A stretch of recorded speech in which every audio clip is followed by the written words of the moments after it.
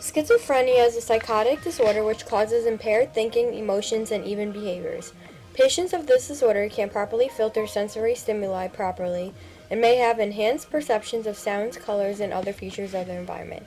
If disorder is left untreated, sufferers withdraw from reality and the people that surround them. There are many signs and symptoms of schizophrenia. To name a few, there are hearing or seeing things that aren't there, constantly feeling like you're being watched, changes in your personality, and not being able to sleep or concentrate.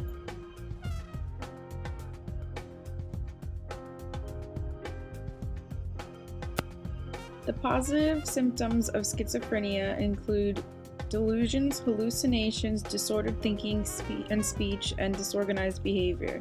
Remember that positive symptoms don't necessarily mean that they're good symptoms, just that there is something being added on. Negative symptoms are things being taken away from a person's personality. These include things such as social withdrawal, a lack of interest or enthusiasm, and emotional flatness. Research has shown that high stress levels, a dysfunctional family unit, urban living, and certain exposure to viral infections or mind-altering drugs at a young age can be environmental factors that lead to schizophrenia. Scientists have noted genetic mutations, abnormal neurotransmitters, and different brain structures in schizophrenic patients. Also, direct and extended heredity from family members are a major factor in contracting schizophrenia. Paranoid schizophrenia. When you think a person is plotting against them or their families. In other words, they think people are out to get them. Most common type of schizophrenia. They can have auditory hallucinations in which they hear things that aren't really there and spend a lot of time thinking about protecting themselves from people they view as threatening.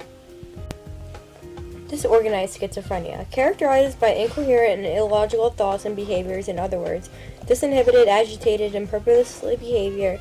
More severe type because patients can't perform daily activities such as preparing meals and taking care of personal hygiene. People around these patients don't understand what they are saying. Catatonic schizophrenia. Patients with this go through periods in which they cannot move and don't respond to instructions. Symptoms include no motor activity or interaction with environment, unusual postures, and arm in position. They will maintain posture until it is moved again. Limited verbal responses, holding posture against gravity, and undifferentiated schizophrenia. Subtype of schizophrenia in which psychologists use to diagnose schizophrenic patients that don't fit any of the other subtypes. These patients do have the positive and negative symptoms of schizophrenia. Residual schizophrenia, long-term history of negative symptoms with rare occurrences of positive symptoms. May have an array of symptoms during active phase, no predictable set of symptoms, but it also varies from person to person. They may have gone months without experiencing symptoms.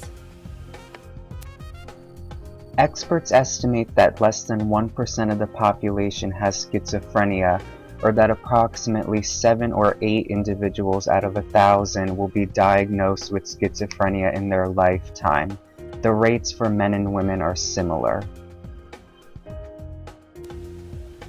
How long does schizophrenia last? Unfortunately, it is a lifelong disease, but there are certain medications out there that can help reduce symptoms of it.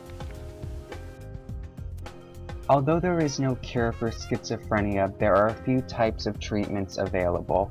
Psychosocial treatment can include illness management, rehabilitation, family education and support, cognitive behavioral therapy, and self-help groups. Since the mid-1950s, antipsychotic medications have been available. In the 1990s, however, new antipsychotic medications were developed called second-generation or atypical antipsychotics. Unfortunately, there are still many potentially debilitating side effects for patients. Where to get help? Keep in contact with your psychiatrist. You also want to consider talking with your counselor. You should turn to trusted family members and friends.